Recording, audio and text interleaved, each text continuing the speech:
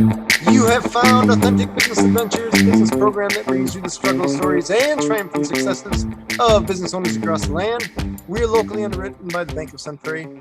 My name is James Kademan, entrepreneur, speaker, helpful coach to small business owners across the country. And today we're welcoming / preparing to learn from Adam Carroll, who's also a speaker, a documentary filmmaker, as well as the founder of the Shred Method.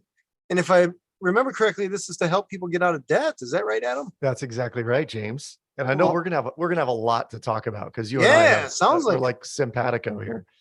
I love it. So tell me, let's start out. I don't even know where to start out. The documentary filmmaker thing just sounds awesome. So let's start there. It is pretty awesome. It's a really interesting story too, because I think it's like an entrepreneurial tale that has all sorts of different side-winding paths that we took along the way. I've been a speaker on the college campus scene for a number of years. Oh, wow. And like literally 15 years of going out and just teaching college students all over the country. And I had it, James, that the student loan debt problem was getting bigger and bigger.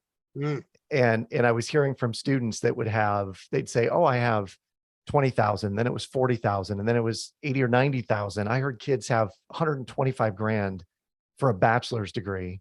And I just kept thinking, this is insane that this is even going on. And so I had this wild idea, which was based on every other business model that I'd had, which was write a book and go speak on the book. And so I was going to write a book called Broke, Busted, and Disgusted: True Tales of Student Loan Borrowers. Huh. And I was sharing this with a friend of mine, a younger guy, about 10 years younger than me, super creative. And he said, Adam, that would make an amazing documentary. And I said, yeah, you're right, Calvin. But I don't know the first thing about documentaries. And he goes, yeah, me neither. Let's do it. So we decided to crowdfund the documentary project, and we raised $67,000 in 45 days. Wow. Through Indiegogo, which is like a Kickstarter channel, right? Kickstarter, Indiegogo. And it was all basically through my network, who all willingly gave. And we had enough to fully produce, edit, and finish a full-length feature documentary that, lo and behold, we ended up selling to CNBC in 2017. Really? Yeah. So everyone said, hey, there's no way you're going to make any money with an indie doc. I was just going to ask. Yeah, never. They would tell us, there's no way. This is a passion project. Just, chalk it up to experience. You're never going to make any money. And then, over the course of like 36 months, we cleared several $100,000 in licensing fees and speaking fees and all that stuff with the documentary. Yeah. So there's money in documentaries. There can be money. There can be.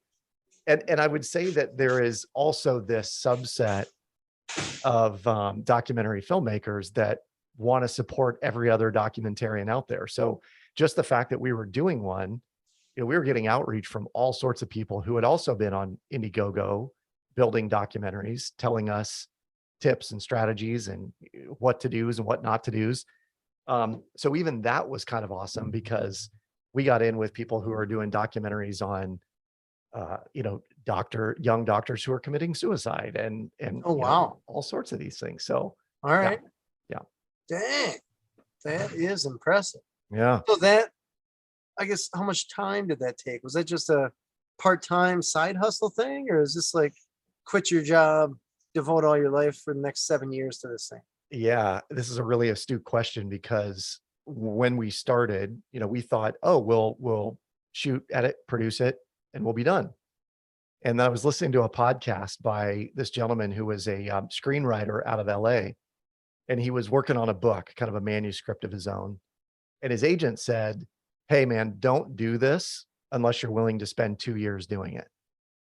And the gist of the podcast was that anytime we birth something into the world, and you've probably experienced this with the show and other projects you've worked on, that you think you're going to get a lot done in the first year. And then it's like, oh, this is an uphill battle because we're still in that launch phase. But by year 2, and certainly by year 3, everything was kind of on autopilot and it was just running. So was it a full-time deal? If you ask my wife, she would say, yes, it was probably a full-time deal for me. All right. My business partner on the project, who did all the video editing and he was the director of photography and all that. He would say it was a full-time job while he was working on it. And it was a really, from my perspective, it was a great partnership because I was going out and drumming up relationships and business and eyeballs and all of that. And he was very detail oriented. You know, he got all the music, all the intellectual property on the music bought and paid for. He was doing everything necessary, Hmm. set us up on Gumroad so people could download the film and watch it whenever. He was remarkable at that. And I think we stayed in our own lanes in terms of our unique abilities for Nice. the project. Yeah. All right. That had to be a challenge right there. Just, I mean, documentary, I imagine there's a lot of moving parts. Oh my You got gosh. people in there, but then those people have to get along. Uh, you can't even imagine, James. We had teams of like 6 or 7 going at one time when we were doing the crowdfunding campaign. You know, we had a social media team, if you will, like 2 or 3 people working with us on that. And we were paying them as we could. They were all contractors, but Hmm. getting everyone wrangled because we were all pretty much virtual, getting Hmm. everyone wrangled, getting on meetings, trying to organize that. It's project management.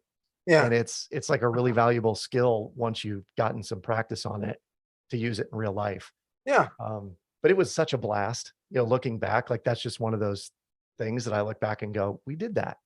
That's cool. Yeah. So have you gotten feedback from people on that? Like people saw it or do they even know that you're part of it? Yeah. So what's crazy was uh, I do a lot of work with credit unions in the state of Iowa Okay. and around the country for that matter. But the credit unions in the state of Iowa really rallied around this message Oh, and said, "Hey, we want to support you.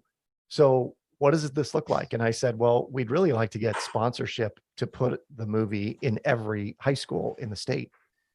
And so there's 100 counties, I'm sorry, 99 counties in the state of Iowa. okay. And, there's probably 280 or 300 high schools. Okay. And we ended up getting into about 240 high schools in the state of Iowa. And then it Wow. started expanding out from there. And the credit unions all stepped up and said, "Hey, we'll sponsor, the film being shown in every single high school." That's awesome. Yeah. Yeah. It was really, really cool. And so I'm trying to remember your original question, why I was going to But like the feedback that you've gotten from the it. feedback we got. Yeah. So we were getting emails from educators saying, "This is incredibly eye-opening. My kids they're sobered by what you're sharing. They're asking really deep questions. We had basically like a viewer's guide, a downloadable PDF document. And it was meant for students, teachers, and parents to have a more intelligent conversation around the cost of college." Hmm. And so the families were even emailing saying, "Thank you so much for doing this documentary. We had no idea that this level of debt was out there." Yeah. And what I found ultimately, James, was the students that we were really trying to advocate for were the ones who were already deep in debt. They had gone into Uh, school, signed okay. on the bottom line, didn't realize that over 4 years, the 40,000 they were borrowing was going to turn into 75 with interest. Mhm. And they didn't have any concept about what paying $75,000 back looks like. Right. And so we wanted to give them that impression, and we did with the doc. And it was just very validating. Everyone came back and said, "This is so important." And to this day, there are still high schools that air the doc in their financial Wow. literacy classes. So when was your 2-year period when you recorded it and went through all that? We shot the majority of the film in 2015. We Okay. edited it in 2016. And when I say we, really my business partner Calvin was the one who was doing the editing. And in the middle of the project, Calvin is very much a millennial, loves adventure, and it's hard to get him pinned down because All right. he loves projects and he loves doing a project and then bailing from the project and going out and doing something fun. So he's in the middle of it. He's like, "I just got to go. I'm going to go climb." His goal was to climb 100 14ers, the 14,000-foot peaks in Colorado, 100 of them in 100 days. And he Wow. ended up doing like 105 in 100 days or something like that. Holy cow. Yeah, living out of his Toyota Prius and just going and doing that. So he was gone for 3 months. and came back and I was like, dude, we got to get this done. Like this, this is an ice cube melting on our table right now. We Yeah. got to get it done. And, God bless him. He got it finished, perfected it. It looked awesome. The music was awesome. And then we started rolling it out. So I would say that through 2017, we were really engaged. All And right. then come 18, 19, it was living. It was out on people's websites, organizations' websites like Triumphant Financial out of Minneapolis. They Yeah. picked it up. They were a sponsor of ours. So they were airing it on their website, and their members could access it at any time. Oh, nice. So we had partners like that, and it lived on into 2018 and some of 2019. And then both of us kind of went our separate ways in different projects. So now it exists. It's out there. People still rent it. We get a monthly check from Gumroad from folks who find it, stumble upon it, and rent it. But nice. Doesn't hurt. Yeah. It's good mailbox money at this point. Yeah, right. That is awesome. Yeah. So tell me what happened after that then. You're like, all right, we did this documentary. You spent a bunch of time in there. Yeah. What now? Well, so I got back to, what I mentioned that I had been speaking on college campuses for a very long time. And I would say that I took a little bit of a hiatus from that in the midst of doing the doc. And then when we went out, we really started pushing it. What was fascinating about that was we were getting pushback, candidly, from universities who were saying, we're not going to invite these guys in. It was interesting. Because you're saying don't use this product. Yeah, we were saying, why would you get student loan debt if you're not going to use your degree or not sure what the return's going to be or whatever? We were ultimately just saying, be intentional, know what the ROI is, right? Figure it out on the front end. And there was a clear delineation between those on one side that said, let these guys in.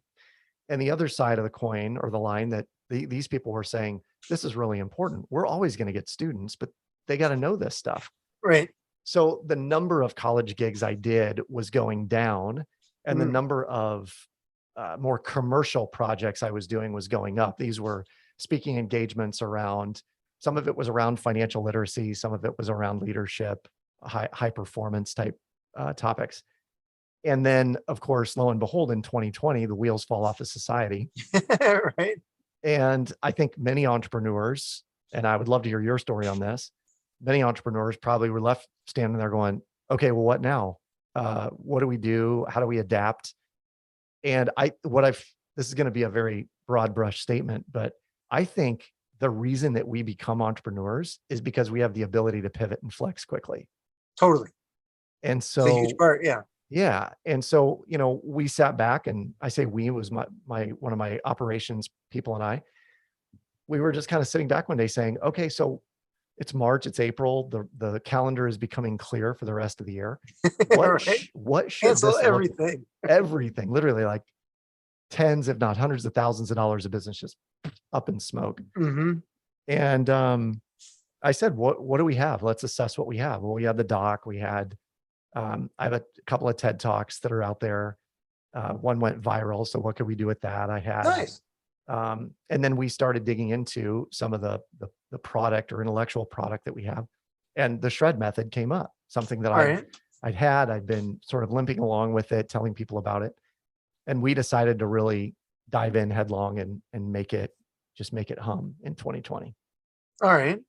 And this is, tell me about, tell me about the goal. Let's start there, and then we can figure out exactly what it is. Well, we exist to create freedom in people's lives. Okay. And the lion's share of people that we talk to, and again, if it's me in front of a group or one of my other presenters in front of a group, when we talk to them, we'll say, what keeps you up at night? What are the things that typically bother you? And the responses we get are usually things like, I don't know how I'm going to afford retirement. I don't know how I'll ever afford college for my young kids. I don't know how or what healthcare will look like in the future and how I would ever be able to pay for that. And generally speaking, what they were saying was, we have a lot of uncertainty and we don't know how we're going to deal with that. And if you go to any financial planner, nothing against them, but they would say, well, you just have to invest more. Right. We just got to put more money away and make sure that you have a big shiny pile of money by the time you're ready to retire. And that always felt very speculative to me. I think I don't know if we can stamp in concrete, hey, you will return 8 to 10% returns in the S&P 500 index over the course of 20 years. Not this year. Not this year. History's proven it out, right? Right. Over 100 years or whatever. Yep. But man, in the midst of that 100, there were up years and down years and sideways. And in the midst of that, the people who are uncertain about their future are going, well, this doesn't make me feel good. Now I have to risk even more to get where I want to go. Right. And so in the shred method, what we have created is not only a mindset, but a software program that's based on a complex algorithm that will show people how to blast away all of their debt, their mortgage included, in most of the time between 3 and 5 years. On the high end, it's usually 7 years. Holy cow. But we have the majority of folks we deal with, it's 3 to 5 years. And when we show them that, people are really surprised. It's kind of like showing the caveman fire, and they say, what's the magic bullet here? What's the secret sauce? And our line is, it's not magic, it's math. The math is that every loan you take out, right? And your listeners, I'm sure, have car loans, mortgages, credit cards, student loans, whatever it may be. Every loan we take out is the bank's way of making compound interest. So we are the vehicle for the bank's ability to make compound interest, to make profit for their shareholders or their members, if you're a credit union. And so I started challenging that. Like, if our goal by the end of our lifetime is to have our net worth skyrocket, and we're really counting on the last couple of doublings in the compound interest game, what if we did the opposite and we blasted away our debt first and then leveraged up really quickly into our retirement? And that would allow us to achieve compound interest that much faster, in essence. All right. And this is an app? It is an app. It's a piece of software. It's a web app. Okay. And it's probably not, it's not just an app, James, because, one of the things that we really do is we focus on coaching our members, our clients, to help repair their relationship to money, their understanding of why they work for money. Because most people, we're still functioning on the money program that was embedded in us when we were 0 to 9 years of age. Right. And it's the messaging that we got from our parents, like, well, we'll never have a lot of money, so we might as well spend it now. I have a friend who that's their logic. We never have a lot of money, so we might as well spend it now. And it's just this circular game that they play where they never will have a lot of money because they always spend whatever they have. Interesting. Right? So the money never gets to the point of actually working for them. That's right. All right. So we begin to coach people on understanding what are those limitations that they have, and then removing them from their subconscious, ultimately. Yeah. Interesting. So there's an education aspect to it? There is. So is this in a way of classes or Zoom meetings, or? Great question. Tell me about that a little bit. Yeah, a little bit all the above. So we recorded, again, this was back in 2020. I started saying, I want to teach people how this works. And we were brainstorming business models and how would we do this. So we landed on, let's create a course that somebody can go through in a matter of several hours, but they could go through the course, know exactly how the shred method works. And then there's a monthly subscription to the software that we describe as a behavior modification tool. So nice. The software is engineered to teach you what to do on a day-by-day, week-by-week basis. All right. Yeah. So I imagine the users of the software have to enter in their either debt, I imagine debt and income, and then the math plays a big role in that. You got it. We typically will tell people it's good if you start with either a savings account or a home equity line of credit is the other magic tool. And then we plug in income numbers. We plug in other bank accounts that may be getting deposits from time to time. And then we plug in all of your debts. So we're looking at what are your consumer debts, credit cards, car loans, student loans. We're looking at your mortgage. And then we're looking at any investments that you have coming out monthly, weekly, quarterly, whatever it may be.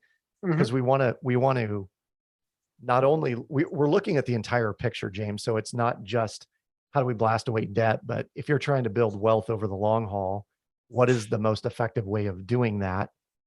and we'll go in and literally show you the delta between pouring money into a Roth IRA versus, well, what would happen if you took, paused that for a time and went after the debt as if it was your job, and then really leveled up on, Roth IRA or 401k or other contributions. Gotcha. All right. That sounds cool. So how did you get interested in the whole debt game? So this is a little bit in the Wayback Machine, but in 04 and 05, I was, how do I start this? We've had a couple of whoops babies, my wife and I. Okay. You know that saying, that Yeah. phrase? Oh, yeah. Yeah. Yeah. So we weren't, they're happy accidents, right? They showed up. We were like, oh gosh, we're going to have a kid. And my wife said, no way are you going to go speak and travel the country while I'm at home taking care of these kids. Oh, So we got to do something about that. And I was, reaching out to my friends saying, I got to get a job somewhere. What should I do? And one of my friends said, hey, you really ought to look at the mortgage industry. This is a really exciting place to be right now. And they had a client who was in that world. sure. This is So pre 2008. So that's pre awesome. 2008. So I was a wholesaler in the mortgage world, calling on mortgage brokers, trying to sell them the loans through my company. And, oddly enough, I think everything happens in its own time, in its own place. And it was during that time that I was figuring out how to read credit reports and really figuring out personal finance at a deep, deep level, like a granular level. And so I got super intrigued by it. And then the writing was in big red letters on the wall in like 05, 06, what was coming down the pike. Oh, And I said, you know what? Why don't I start a mortgage brokerage? Because I want to help people. all right. And it was a terrible, terrible time to do it. 07, 08, 09, 2010.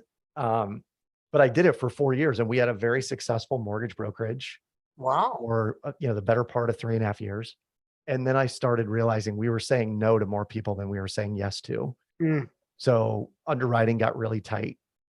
And I decided that I was going to go right back to speaking because that's where my heart was. All right. But that's what got me started in it. I loved the idea of finance. I loved understanding amortization tables and, how to secure loans. And we did everything from investment properties to primary residences, second homes, all of it. So you just got into the, essentially, I suppose it would be retail mortgage game right before 2008. I did. I did. And it was the subprime mortgage crisis, right? Like, so all the subprime deals were just in the toilet. Yeah. But there was still a lot of prime business. People were still buying homes and, we were still able to refinance people from time to time if it made sense for them financially. We were insulated a bit because as I mentioned, I'm in Iowa. So the price appreciation, depreciation didn't happen as much where we're at. But it was a wild time. It was a really wild time. That's crazy. Yeah. Wow. So did you have employees and all that jazz? We did. All right. We did. I had loan officers. I had a processor who handled things for all the folks in the office. I had a commercial office space. We had 6 or 7 offices in there and Wow. and there was a nut to crack every month just to be in the office. Yeah. And you don't realize, until you're in that world, by the time you factor in commercial leases, your copier lease, insurance on the business, all the various expenses that you have going along with that, it was a costly endeavor. I mean, we had to do a pretty significant amount of revenue in order to make money. Yeah. The static cost for any retail business. Yeah. Pretty substantial. Any retail. Yeah. And this, I would love your take on this, but when you drive around now and you see new storefronts going in, do you question the logic of that? Yeah, there are days. I just was in Portland this past weekend and there's a lot of stuff that was boarded up, shuttered up. And there's other dispensaries popping up everywhere and stuff like that. Yes. You just wonder, like, they still got their foundation that they have to pay for. Right. And maybe real estate's cheaper there. I guess not. Yep. Because I don't know if it ever really drops, even with a lot of bad days in a row. Right. So yeah, it made me wonder.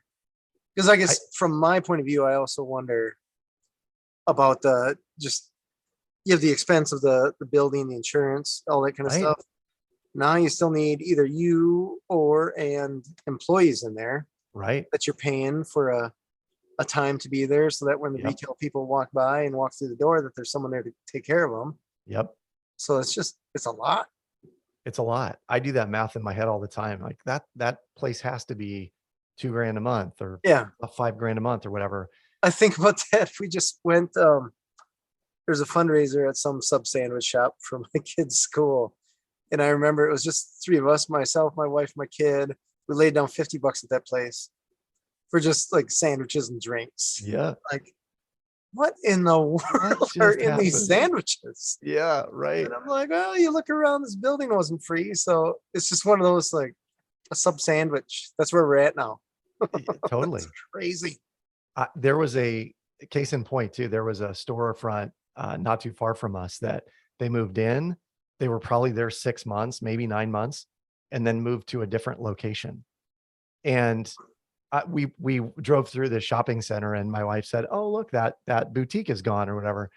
And I was like, you know what's wild about that? The lettering that they put on that building was probably $10,000. Yeah. Right? I mean, you don't Yeah. Oh, realize yeah. how much signage is and Hmm. those kinds of things. So, yeah, I think, from an entrepreneurial standpoint, I think what I find really fascinating is the game of business. Yeah. How am I gonna sell enough ice cream bars as an example to pay the, like you said, the square footage, the overhead, the Hmm. people, the owner, probably the franchise fee. What does that look like? How can you actually do that Yeah. It in a stacks. business? Yeah. Yeah. It's interesting. I love that you call it a game because I call that to people all the time. Because they're like, I remember I sold my first business. And they're like, "Oh, you sold your baby." I'm like, "No, that wasn't my baby. It's a game. It's a Totally a game. game." Yeah. Totally. So it's fun. Awesome. Tell me, well, I want to talk about the TED Talks. I forgot about that. Yeah. Two of them. Yeah. So let's talk about one. How did you get into that? Either Yep. invited, I don't know exactly how that works. What were they about? And tell me about the one that went viral.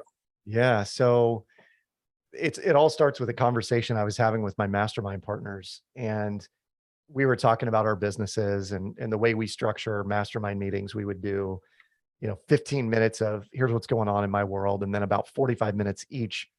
The other two would pepper the other with questions. Hmm. And so, I was going through, I'm doing these speaking gigs and I'm at this level and I'd like to be at this level and trying to figure out how I get to that. And one of my mastermind partners said, "What about a TED talk?" And I said, "Oh, I would love to do one. I got to figure out how to get on a TED stage. I think that'd be so cool." And he said, "Why? I have an idea. Why don't you just put at the bottom of your signature line a solid double dash line and underneath in big red letters say, 'It is my big dream to one day to deliver a TED talk. I would be forever grateful if you could help me accomplish that.'" Whoa. And I was like, "Yeah, why not?" So I go home that day and I change my signature line, double dash line.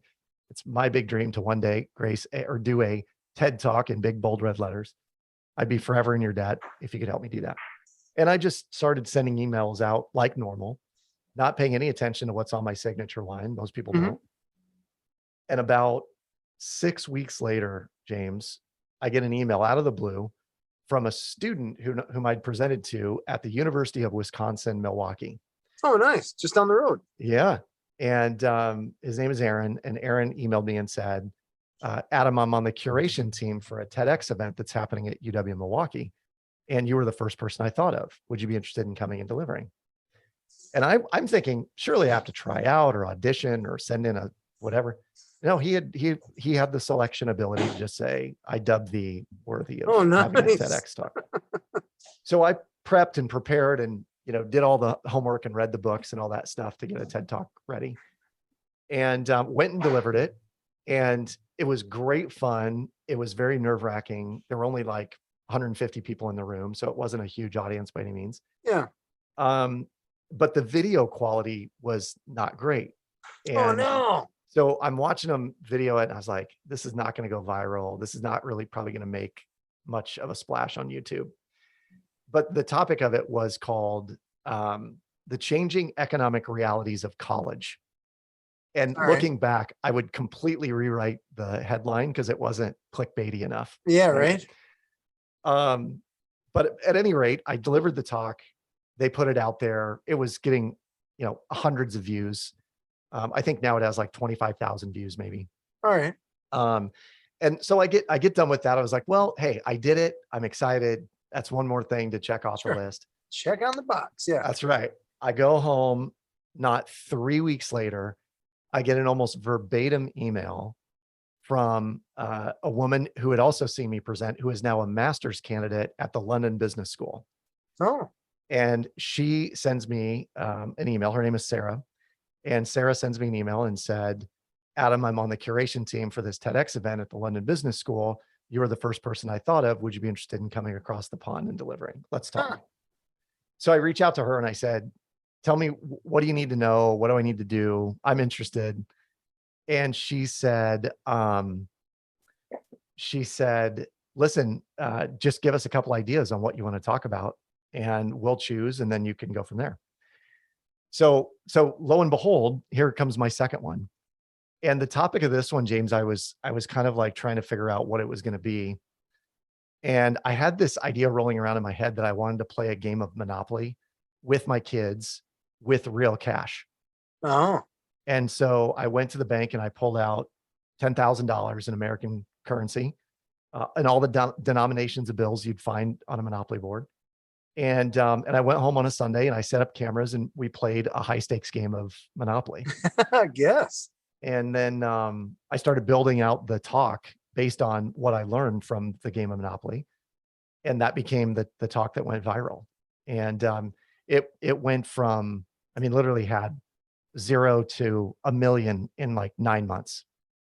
Wow. And then from that point forward, it just kept clocking more and more and more views. So I think it's probably up around like the 6.2 million views on YouTube and got Holy picked up cow. by TED.com. So it's on the main TED site as well. Wow, that is impressive. And how long ago was that you recorded it? So I delivered that in 2016. Okay. 2016, about real close to the same time the documentary was like underway. Oh, no. It was a super busy time. Yeah. That's awesome. And how, I guess, tell me about how you gained the audience. Was it just the TED people put it out to the ether and people gravitated towards it? Or did you have to push it and market it somehow? So I did push it and market it, and they told, the interwebs told me, hey, if you're going to send this viral, what you need are a few things. You need an army of people that are promoting it and putting them on playlists on YouTube.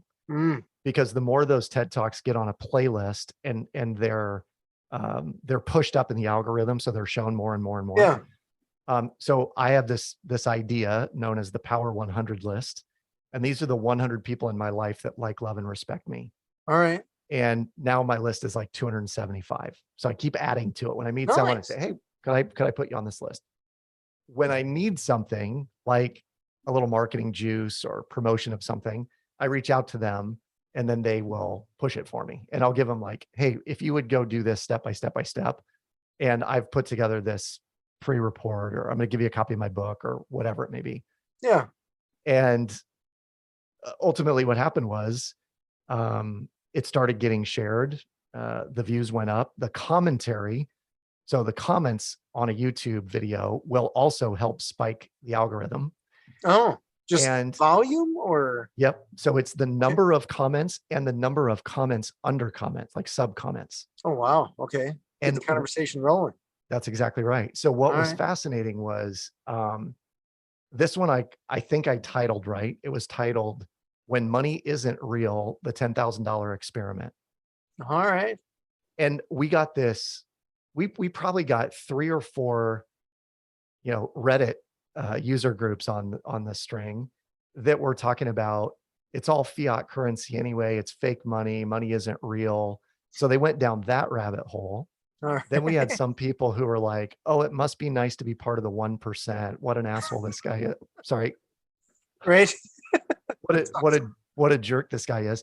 And, it was hard reading some of the comments because I'm just a Like I'm a middle-class guy. I pulled the money out of my home equity line of Having a credit, good time. having a good time with my kids. Yeah.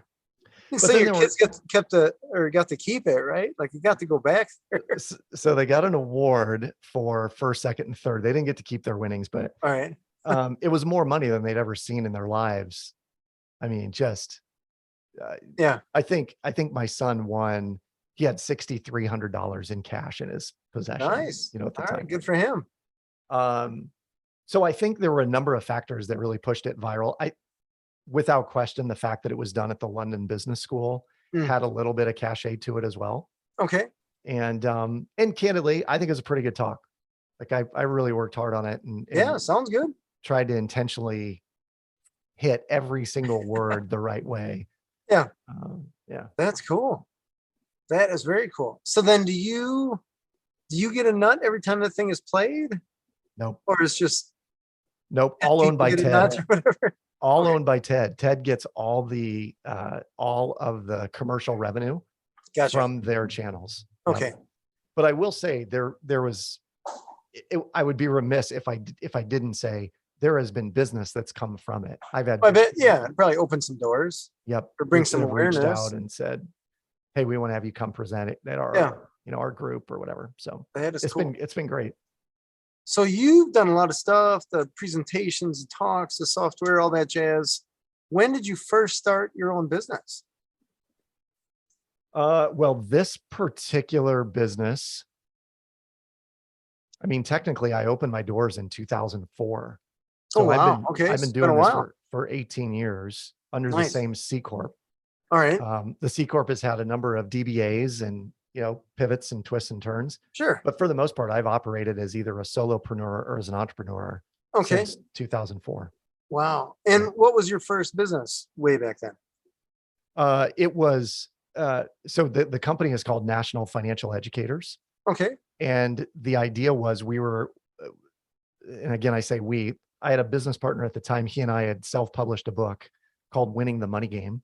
Oh, nice. And we were going out and we were presenting the Money Game program to high schools and colleges all around the country. All right. So that's how we got started. And so you were speaking almost right away. Yeah. All right. There was a bit of a runway. Obviously, we didn't go right from 0 to 60. Sure. But I would say within a year to maybe 16 months, Okay. we had, enough engagements rolling on an annual basis that it made sense to continue doing the biz. Sure. Yeah. Now, speaking is an interesting, I'm so fascinated with speakers because one, I envy them because they can travel and that's, they have more freedom than I have just with family and all that jazz. Yeah. Or I guess probably more than I'm willing to give up as far as that goes. But it's interesting how when you first start in the speaker circuit, you're getting, like, hey, you can speak with us and you get 5 cents or something like that. And then when you get your name known and more out there referred, then you're making actually real money and then it's really good money. And then you're like, holy cow, when you break this down per hour, this is insane. Crazy. It's crazy money. Yeah. So it sounds like you were able to ramp that up over the course of a year or two. It was, I would say easily within 2 years, I was at a point where I could make enough money speaking that I didn't really have to do anything else. Oh, that's awesome.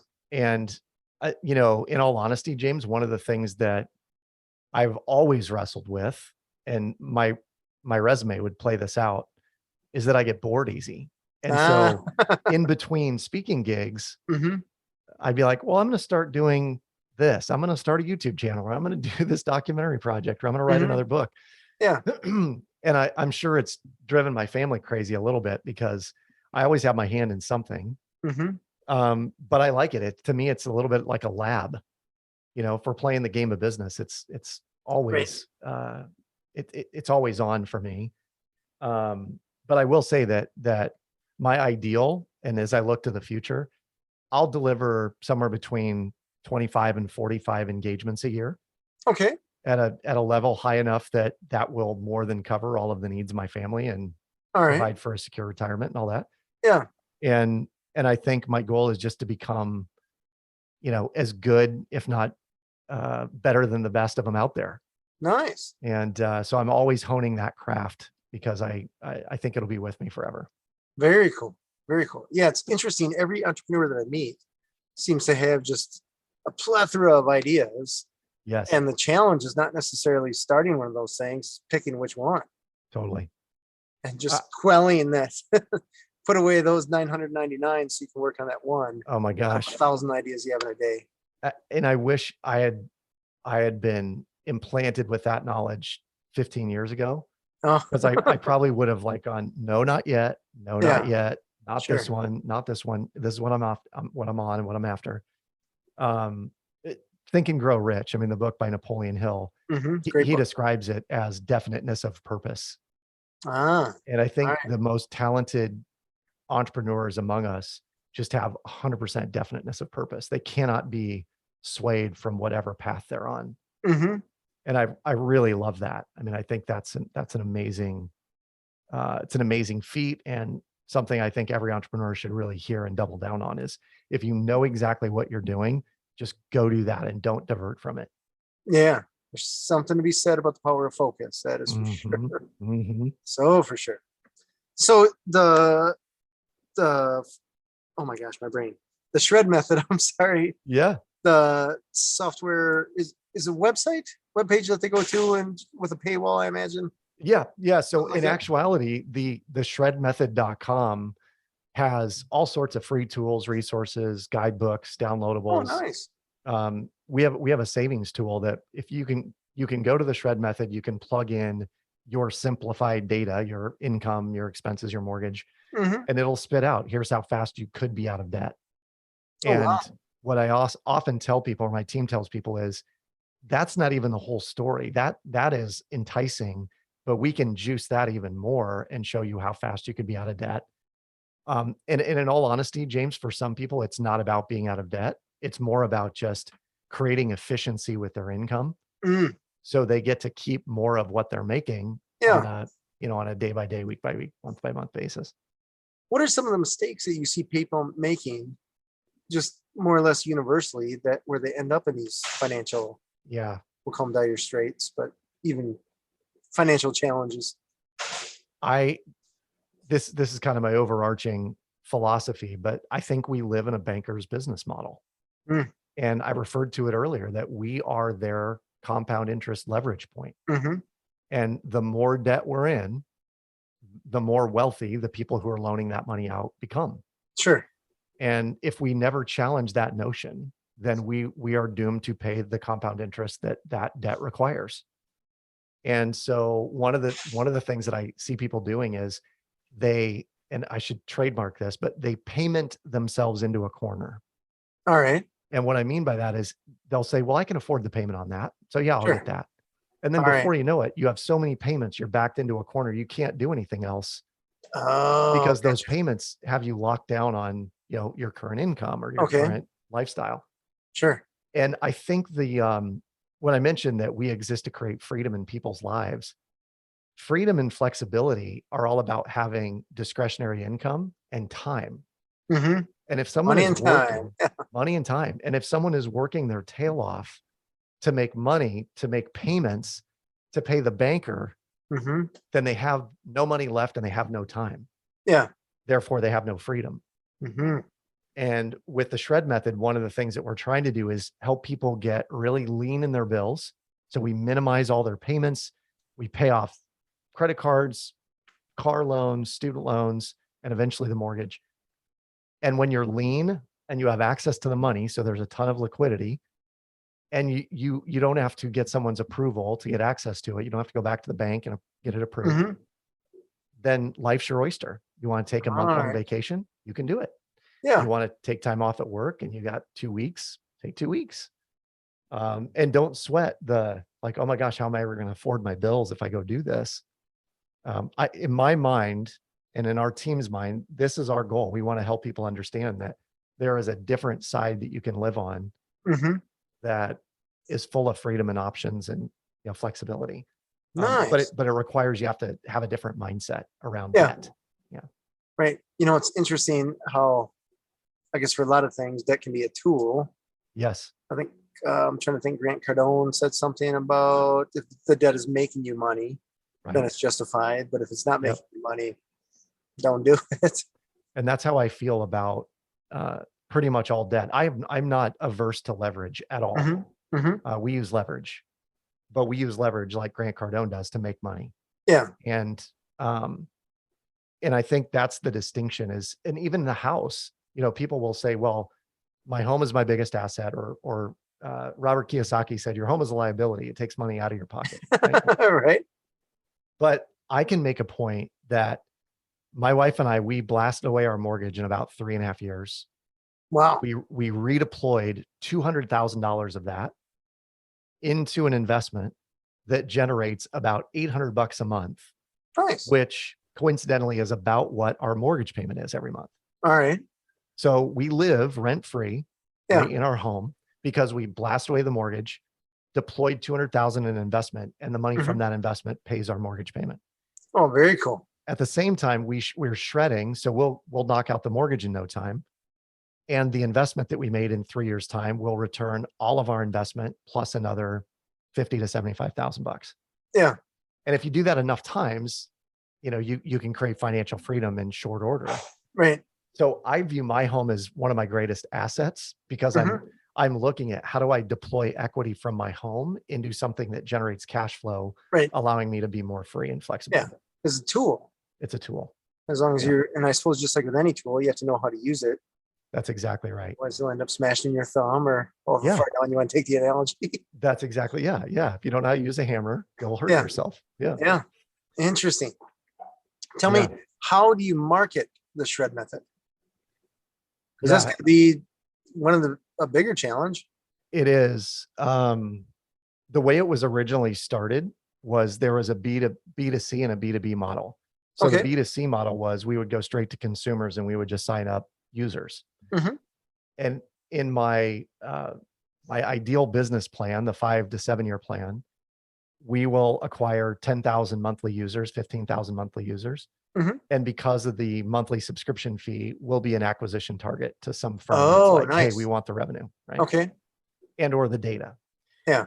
And then the B2C model is because the software is duplicatable, we can install other versions of the shred method, though it may be named something else, to people who want to white label the software as their own product. Got it.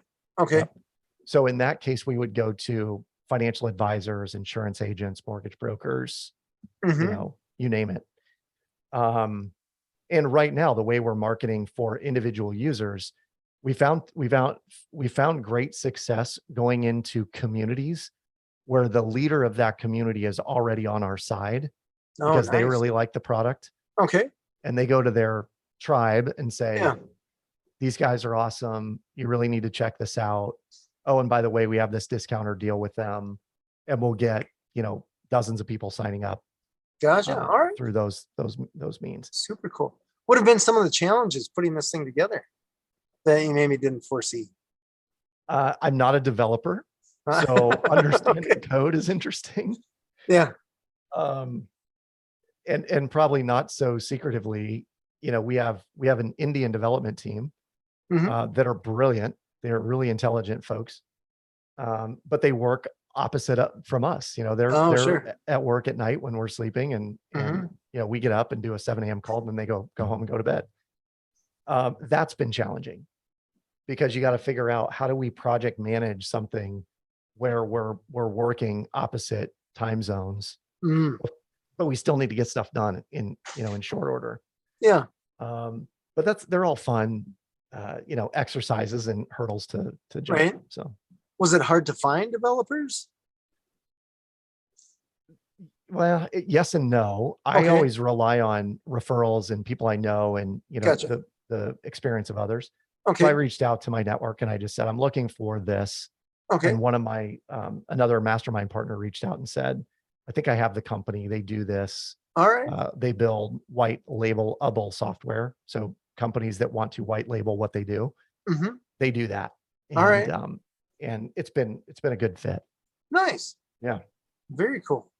And what have been, out of all the things that you've done, what are some of your favorite things? That's a medley to choose from. So. It is a medley to choose from. I always love the creative process. All right. So, I think the common thread pulled through all of these businesses that I've done is, if it was on the speaking side, I was having to craft a new talk. And I Okay. really like just the creation process, that writing the jokes and thinking through my interactive exercises and how am I going to, get their attention right away and all those things. I Mhm. love that. Yeah. When I wrote books, I love the creative process of writing books. There's something about sitting at a Starbucks for 6 weeks, 3 mornings a week, just jamming out on my laptop. And then finally, seeing something come to fruition. Oh, nice. And I've got a number of them. I got 4 Amazon bestsellers. Nice. But when you put these books together and then you see a final product and that, in all honesty, these cost $1.20 to produce. Mhm. And, they're sold for they're $15 online, $10 at events. We'll Yeah. sell quantities of 100 to 500 at a time to colleges and universities. Oh, that's all right. And, so, that creative process is something for me. The Mhm. TED Talk, same thing, writing the talk, the documentary, the creativity that went involved in putting it Mhm. together. So I would say out of all of them, I loved the process of creating the documentary. All I right. think most from an experience perspective, Mhm. but I'm really digging into what it's like to build a software as a service company. Nice. Yeah, Yeah. I've interviewed a lot of people that are going down that road, and it's very interesting. Yeah. It's clever. It's There's money exciting. to be made. There's help that you There's can offer people, so there's value. totally, there's Yeah. multiples on the back end if you sell it right. I mean, Right? there are all these things that we have high intention and low attachment on. Our intention is to do certain things. Yeah. Whether or not they happen is irrelevant. We'll be fine no matter what. High intention, low attachment. I love Yeah. Because I know some So- people that get so attached to whatever they're doing and the outcome that then they're just crestfallen when it doesn't go the way they want it to. Oh, sure. Yeah. And I for can me, it's see. like, yeah, what's next? I'm going to give this its due and we're going to make it happen. And if it doesn't Yeah. happen, then we figure out what the pivot is. But I really feel strongly like a 9 or 10 on the belief scale that this will scale to 10,000 users and we'll have someone say, hey, we're interested. Nice. This podcast will be the launch of. Right? I hope so. I hope so, James. Your cut will be That's coming to you. I promise. Right. Tell me how people can find you. So the easiest way to find me is adamcarroll.info. That's 2 R's, 2 L's, adamcarroll.info, not to be confused with Adam Carolla All right. or Adam Carroll, the Formula One race car driver from Ireland or the singer-songwriter from Austin, Texas. Holy cow. I didn't realize there were that many Adam. There's a bunch of us. Wow. Someday I'm going to start a show, James, called You Don't Know Me from Adam, and I'm just going to interview Adam Carrolls on the show. It's going to be awesome. That's genius. I love And then the other way is obviously at theshredmethod.com. You can find us on the site. If it intrigues you at all, Mhm. run your numbers, see what happens. We've got an evergreen webinar you can watch, and most of the stuff out there is not behind a paywall. You can Yeah. get all the data you need All to right. really understand it. And then if you want to dig into the course and the software, that's when you make the decision. So people can learn a lot just from showing up at the website and playing Totally. around a little bit. Yep, totally. Very cool. Very cool. Adam, I appreciate your time. This is awesome. James, I appreciate you. Thanks for having me on the show. And it's great to be with your tribe. I hope we got some value, some nuggets shared today. Yeah, absolutely. I love talking with entrepreneurs, of course. But talking with entrepreneurs that have done a lot of things, that's even better. Yeah, That's even I'm better. with you. This has been Authentic Business Adventures, a business program that brings you the struggle stories and triumphant successes of business owners across the land. We're locally underwritten by the Bank of Sun Prairie. If you could do us a huge favor, click that big old subscribe button, smash that big old thumbs up button, and of course, comment and share this with all your friends. I guess it even helps if you get mad in the comments, I guess. Right? Yeah, totally. Viral. Criticize my hairline or something in there. See how many people comment on it. Right. With you.